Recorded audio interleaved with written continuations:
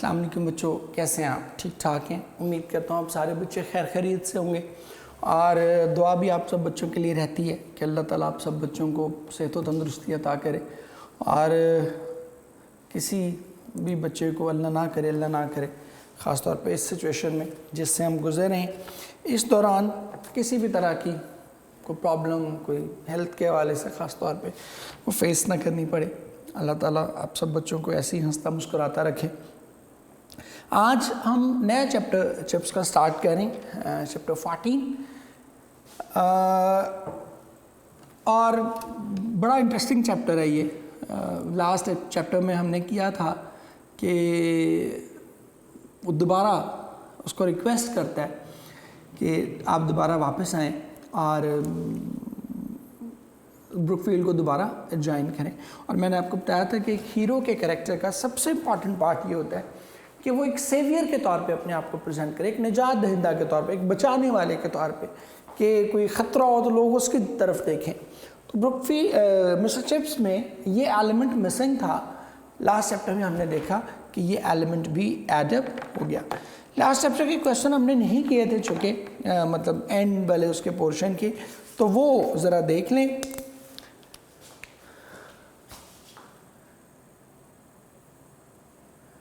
जो ये चैप्टर 13 की हैं क्वेश्चंस, उसमें पहला क्वेश्चन था जी कि व्हाट वाज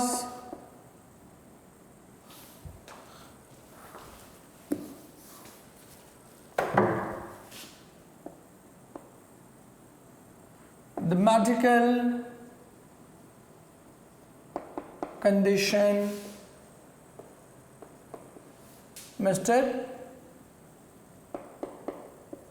चैप्टरस, के चैप्टरस की फिजिकल कंडीशन क्या थी? 39 था, डायबिटिक था, ही couldn't pass the blindness MO, ये हमने सारा कुछ पढ़ा उसमें। दूसरी चीज़ जो आपने इसमें करनी है वो थी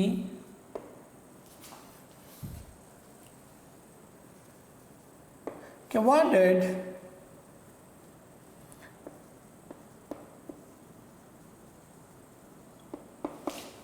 Mr. Chatras request to Mr. Chips and why? कि मिस्टर चैप्टरस ने मिस्टर चिप्स से क्या रिक्वेस्ट की थी और क्यों की थी? ऑब्वियसली रिक्वेस्ट तो ये की थी टू कम बैक, और क्यों की थी? Because most of the headmasters, most of the masters were in uniform or they were gone, and their substitutes were pretty dreadful, and they were unable to manage Brookfield, and there was a danger of things flying to bit. और इसी को cater करने के लिए, उसी को संभालने के लिए वो मिस्टर चिप्स को लेकर जाना चाह रहा था। फिर एक क्वेश्चन आता है, what was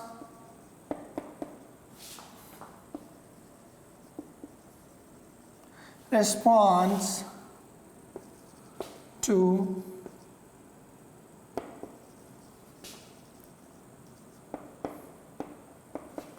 Mr. Chatter's request? कि मिस्टर चैप्टर्स की जो रिक्वेस्ट थी उस पर चिप्स का बिहेवियर, उसका एटीट्यूड क्या था? और उसका एटीट्यूड ऑब्वियसली यही था कि उसने फ़ौरन कहा with a Holi joy in his heart, बड़े खुशी से उसने कहा कि आई विल कम, मैं डेफिनेटली आऊँगा। तो ये उसके 3 क्वेश्चंस थे, इसको ज़रा आप देख लीजिएगा। अब हम आते हैं चैप्टर 14 पर।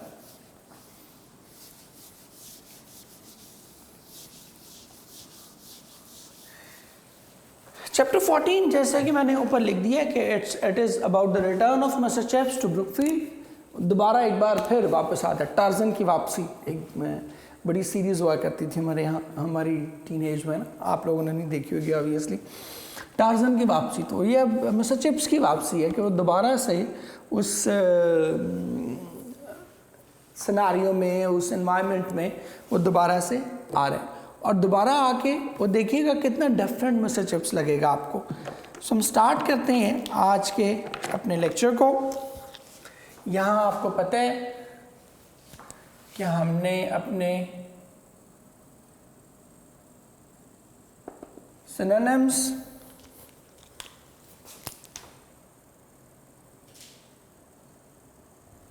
यहाँ ग्रामर और यहाँ हमने क्या करना होता है,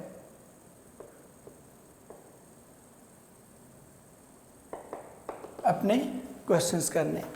हिस्टोरिक रेफरेंसेस इसमें इतने नहीं हैं, लास्ट चैप्टर में ज़्यादा थे, लेकिन जहाँ जहाँ कहीं हिस्टोरिक रेफरेंसेस आएंगे तो वो आपको मैं इंशाल्लाह साथ ही साथ मेंशन करता रहूँगा। He still kept on his rooms with Mrs wicket, kept on.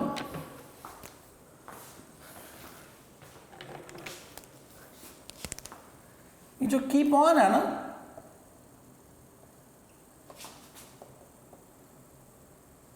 It's a phrasal verb. On देखिए, ये जहां भी इस्तेमाल होगा ना, ये इस्तेमाल होगा कॉन्टिन्यूएशन के लिए।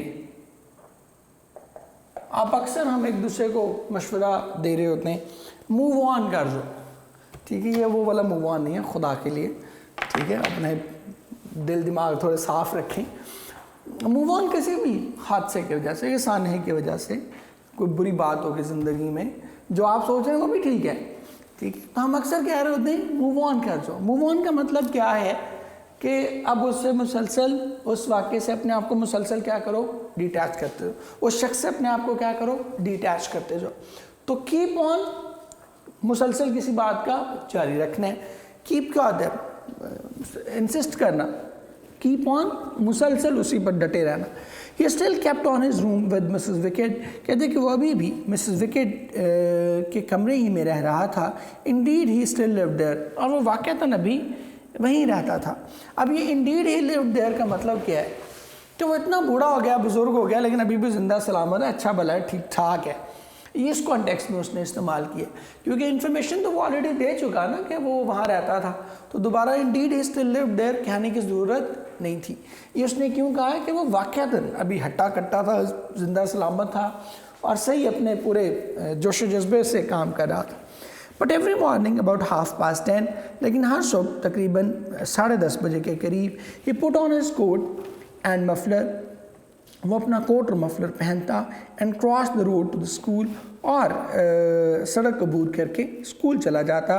ही फेल्ट वेरी फिट, वो बहुत तवाना महसूस करता था। And actual work was not taxing. Taxing कहते हैं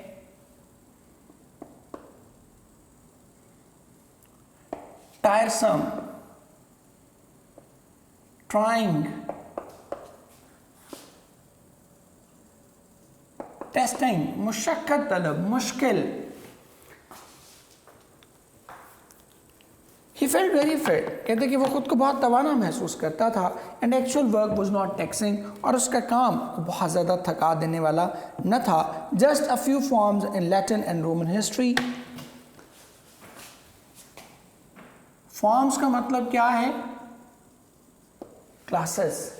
कहते कि लातीनी और रूमी तारीख की वही पुरानी क्लासें, द ओल्ड लेसन्स, पुराने असबाक, इवन द ओल्ड प्रोनंसिएशन। ये बड़ी ज़बरदस्त बात है। अब इसका एक हिस्टोरिक बैकग्राउंड है, मैं इधर लिख रहा हूँ। ये जो ओल्ड प्रोनंसिएशन है ना,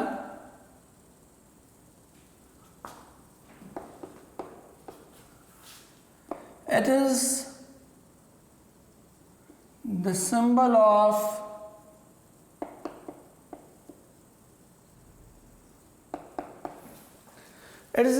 चिप्स's victory। एक अलामती फतह है उसकी कि कहाँ गया रॉल्सन, कहाँ है उसका नया लहजा, कहाँ है उसका वो मॉडर्निज्म, कहाँ है उसकी इनोवेशन। अल्टीमेटली ज़िंदगी में क्या चीज़ परसिस्ट, क्या चीज़ करती है ज़िंदगी में, बाकी क्या चीज़ रहती है। ये चीज़ बेसिकली शो करती है हमें कि ज़िंदगी में मॉडर्निज्म, पैसा, डेवलपमेंट, ये चीज़ें से इतनी मैटर नहीं करती। ज़िंदगी में मैटर क्या चीज़ करती है, your love, your compassion, your affection, your bonding, ये चीज़ें मैटर करती हैं ज़िंदगी में। वो जिसने फंड डबल कर दिए थे, जिसने स्कूल को बहुत ऊपर ले गया था, जिसके दौर में बड़ी एक वेटिंग लिस्ट बड़ी बढ़ गई थी, दाखिला लेने वालों की एक लंबी कतार हुआ करती थी, कहाँ है वो रॉल्सन? वो रॉल्सन हमें नजर ही नहीं आ रहा। He is nowhere. Brookfield has completely forgotten him, भूल गए उसको। भूले किसको नहीं है? चिप्स को नहीं भूले। और अल्टीमेटली भी आप देखते हैं कि नए लहजे ने सर्वाइव नहीं किया। सर्वाइव क्या कह रहे हैं? पुराना लहजा। चिप्स सर्वाइव कर रहे हैं, रॉल्सन शिकस्त खा गया। इवन द ओल्ड प्रोनाउंसिएशन, हत्ता के पुराना लहजा भी। The same joke about Lex Canuleia, ये वही लेक्स कैन्यूलिया की जोक है जो मैंने आपको ऑलरेडी बता चुका कि लेक्स कैन्यूलिया एक लॉ था जो कि अलाउ करता था कि बड़ी ज़ात के जो मर्द हैं वो छोटी ज़ात की औरतों से निकाह कर सकते हैं, उनसे शादी कर सकते हैं। तो उसके बारे में वो कहता था कि अगर उस वक्त कोई प्लेबियन किसी को कहती ना कि अब बहुत होगी दोस्ती ताल्लुक़, अब मेरे से शादी करो, फॉर्मलाइज करो इस रिलेशन को, और वो जवाब में कहता कि नहीं ऐसा तो नहीं मुमकिन, तो वो उसको जवाब में कहा करती कि फिल्में न चला मेरे साथ, मुझे पता है कि अब नया लॉ पास हो गया, now you can do it, अब तुम ऐसा कर सकते हो, अब तुम सिर्फ अपनी बदतमीजी की वजह से नहीं करोगे, अगर करोगे तो। The same joke about Lex Canuleia, कहते कि लेक्स कैन्यूलिया के मुतालिक वही पुराना मजाक। There was a new generation, कहते कि एक पूरी नई नस्ल थी that had not heard it, जिसने इसे नहीं सुना था। And he was absurdly gratified, एब्सर्डली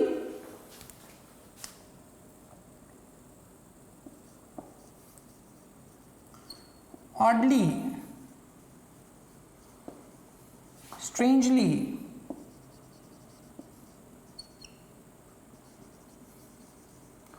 awkwardly, gratified कहते हैं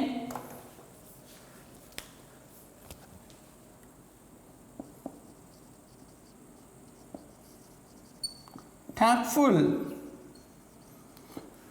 humble,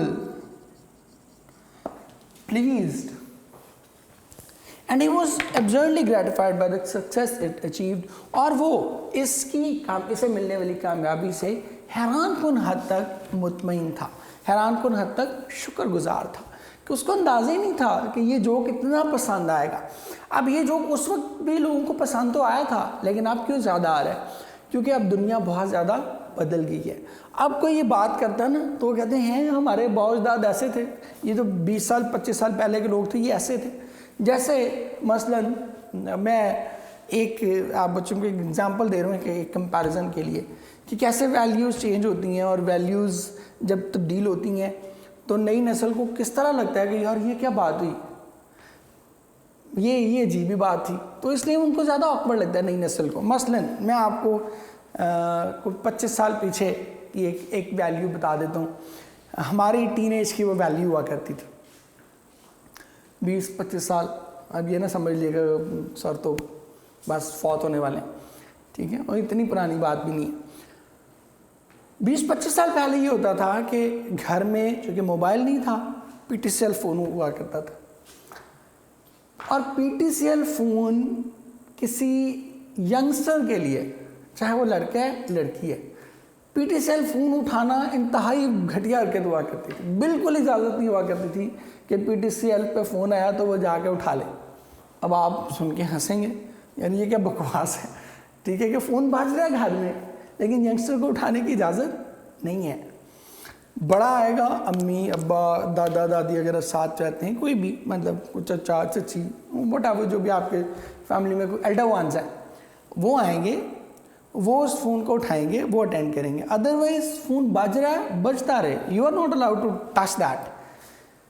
आपके चाहे दोस्त का आ रहा है, आपकी किसी सहेली का फ़ोन आ रहा है, वो बात करेंगे, उठाएंगे, पहले पूरी तहकीकात होती थी, कौन है, क्यों बेटे बात करनी है, ये वो सारा मुकम्मल तफ्तीश के बाद फ़ोन आपको पकड़ाया जाता था। और उसके बाद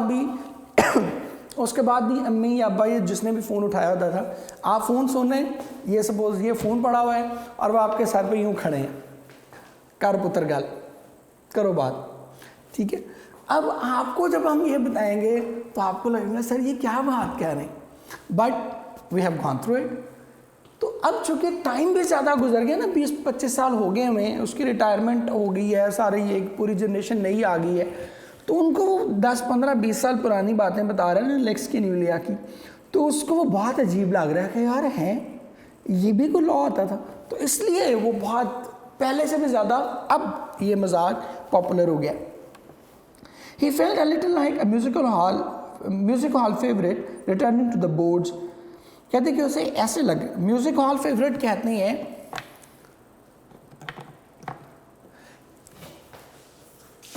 मैं इसको उर्दू में लिख देता हूँ, ये चलें इंग्लिश में भी लिख देता हूँ, उर्दू में भी लिख देता हूँ।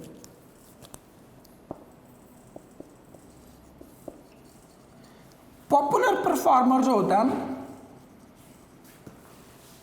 जो हॉल में कोई फंक्शन हो रहा हो, कोई मतलब अब तो मतलब उस तरह की महफिल नहीं होती, बट हॉल में कोई फंक्शन हो रहा है तो लोग जिस पर सबसे ज़्यादा क्लैप करते हैं, जो सबसे ज़्यादा जिसकी परफॉर्मेंस को पसंद किया जाता है, उसको कहते हैं music hall favourite. Returning to the boards, कि वो दोबारा अपनी जो अपीयरेंस है, अपनी जो साज जो उसने बजाने हैं, ठीक है, मौसीकी के जो फंक्शन होते हैं ना, कोई गिटार बजा रहा है, कोई सितार बजा रहा है, कोई कुछ बजा रहा है, ठीक है, तो रिटर्निंग टू द बोर्ड्स, दोबारा से फिर से परफॉर्म करना।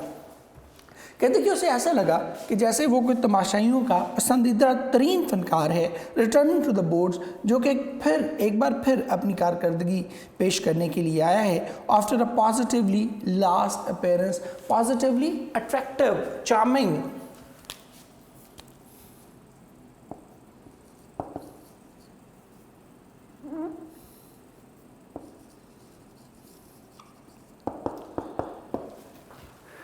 कहते कि उसे ऐसा लगा जैसे वो तमाशाइयों का पसंदीदा फनकार है, जो आखिरी बार बहुत ही उम्दा कारकर्दगी दिखाने के बाद एक बार फिर उनके इसरार पर अपनी कारकर्दगी दिखाने जा रहा है। कि लास्ट टाइम उसने सपोज एक गिटार बचा के बहुत क्लैप हुआ और लोगों ने फिर दोबारा से कहा कि जी एक गाना इससे और गवा लें। होता ना टॉप सिंगर्स, आप किसी शोज़ वगैरह में इस तरह से जाएँ तो जो टॉप सिंगर होता है वो एक गाना गा के हटता है, चला जाता है, तो पब्लिक फिर कहती नहीं सर एक गाना और गा दें। तो चिप्स को भी ऐसा लग रहा था जैसे वो कि म्यूज़िक हॉल फेवरेट है, जो अवाम की इसरार पर, अवाम के पुरजोर इसरार पर दोबारा आ रहा है। They all said how marvellous it was that he new every boys name and face so quickly. कहते कि वो सब ये कहते थे कि कितनी शानदार बात है कि उसे हर लड़के का नाम और चेहरा इतनी जल्दी याद हो जाता है। अब यहाँ पे क्वेश्चन ज़रा लिख लें।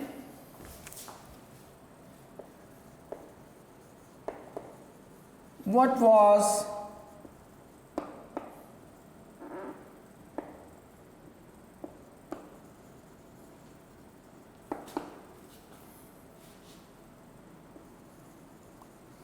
after rejoining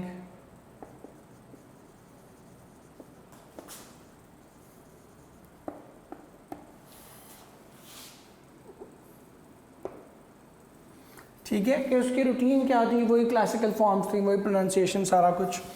और एक और आ जाता है कि what were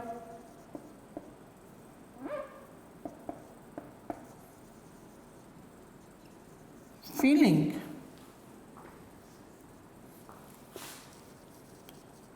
after rejoining Brookfield, कि ब्रुकफील्ड ज्वाइन करने के बाद उसकी अपनी फीलिंग्स बुनियादी तौर पर क्या थी। कहते कि वो सब पे सब ये कहा करते कि कितनी दिलचस्प बात है कि उसे हर लड़के का नाम और चेहरा इतनी जल्दी याद हो जाता है। They did not guess how closely he has kept in touch from across the road. कहते उन्हें इस बात का अंदाज़ा ही नहीं था कि सड़क के पार रहते हुए भी उसने ब्रुकफील्ड से अपना कितना गहरा ताल्लुक़ कायम रखा हुआ था।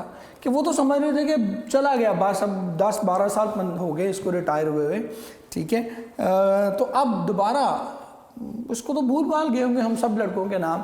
लेकिन इंटरेस्टिंग चीज़ ये थी कि सड़क के उस पार रहते हुए भी उसने ब्रुकफील्ड के साथ ताल्लुक़ रखा था, और इसीलिए वो जो ही वापस आया उसको वापस एडजस्ट होने में टाइम नहीं लगा, वो फ़ौरन ही पॉपुलर हो गया। He was a grand success all together. कहते कि वो मजमूई तौर पर एक बड़ी कामयाबी था, एक शानदार कामयाबी था। अब ऑल टुगेदर को देख लें, ये वर्ड चॉइस में आ जाता होता है। एक है ये वाला ऑल टुगेदर, इसका मतलब क्या है? इसका मतलब है सब के सब। और एक ये वाला ऑल टुगेदर है जिसमें सिंगल एल है और ऑल टुगेदर इकट्ठा लिखते हैं। इसका मतलब होता है मजमूई तौर पर, ओवरऑल। कहते हैं was a grand success all together, कहते कि वो मजमूई तौर पर एक शानदार कामयाबी था। In some strange way he did and they all knew and felt it help things. कहते कि एक बड़ी अनोखे अंदाज में उसने चीज़ों को संभालने में मदद की थी। ही डिड हेल्प थिंग्स भी, चीज़ों को संभालने में मदद करना, और वो सब के सब इसे जानते थे और इस बात को महसूस करते थे। For the first time in his life, अपनी ज़िंदगी में पहली बार, ही फेल्ट नेसेसरी, उसे अपना आप अहम महसूस हुआ। And necessary to something that was nearest his heart, और किसी ऐसी चीज़ के लिए अहम महसूस हुआ जो इसके दिल के बड़ा करीब थी। There is no sublimer feeling in the world. सब्लाइमर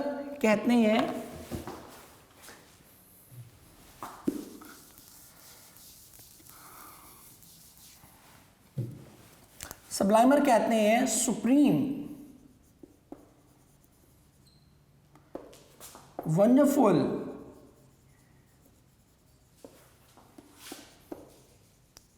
vital,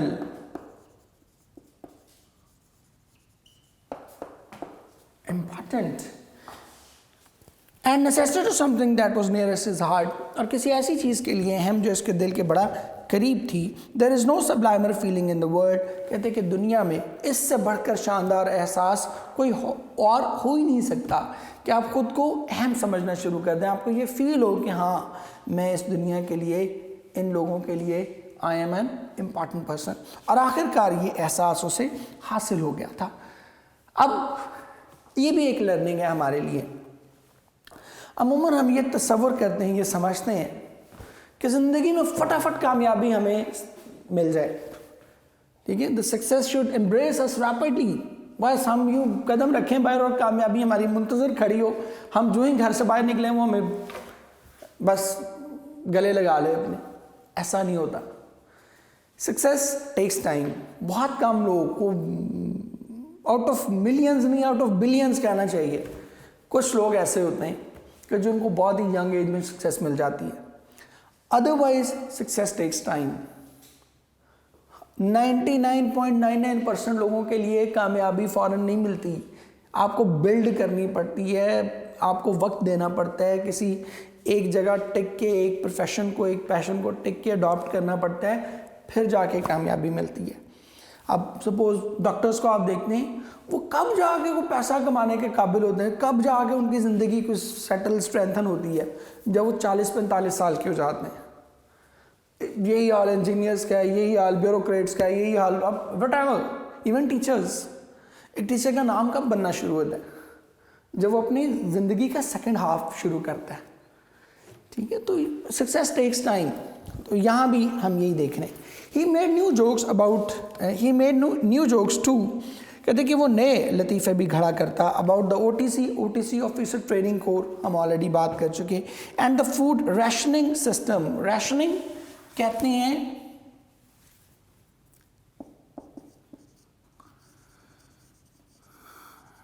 distribution,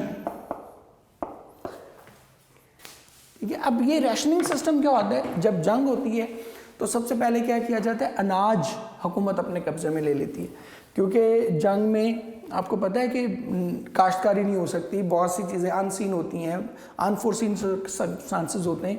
तो वो फिर ये नहीं कहा जाता कि हर बंदा जनाब जितना मर्जी खाई जाए, नहीं, फूड आपको परमिट की जाती है, एक उसकी तकसीम का बाकायदा निज़ाम, कम से कम खुराक सभी लोगों को दी जाती है ताकि जो कुछ आपके पास स्टॉक अवेलेबल है वो ज़्यादा से ज़्यादा अरसा सर्वाइव कर सके। तो इसको हम फूड रैशनिंग सिस्टम कहते हैं।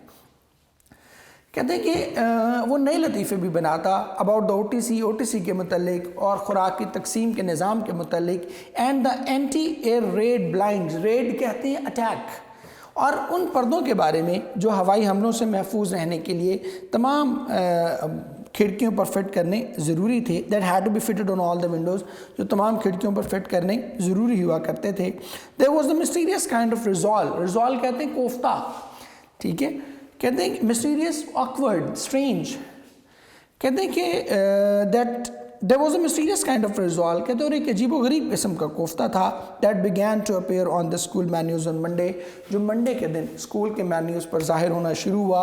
एंड चिप्स कॉल्ड इट एबोरेंडम, और चिप्स ने इसे एबोरेंडम का नाम दिया। मीट टू बी अबोर्ड, जिसका मतलब क्या था कि काबिले नफ़रत गोश्त। द स्टोरी वेंट राउंड, कहते हैं कि ये स्टोरी स्कूल भर में फैल गई। हर चिप्स लेटेस्ट, कि क्या तुमने चिप्स का ताज़ा तरीन लतीफ़ा सुना है? नहीं बच्चे, यहाँ हम अपने आज के लेक्चर को वाइंड अप करें। कल आप बच्चों से दोबारा मुलाकात होगी। टिल देन आप सब बच्चों के लिए बहुत सी दुआएं, जीते रहें, खुश रहें, हंसते मुस्कुराते रहें, और ऐसे ही अल्लाह ताला आपको कामयाब रखे। अल्लाह हाफ़िज़ बच्चे।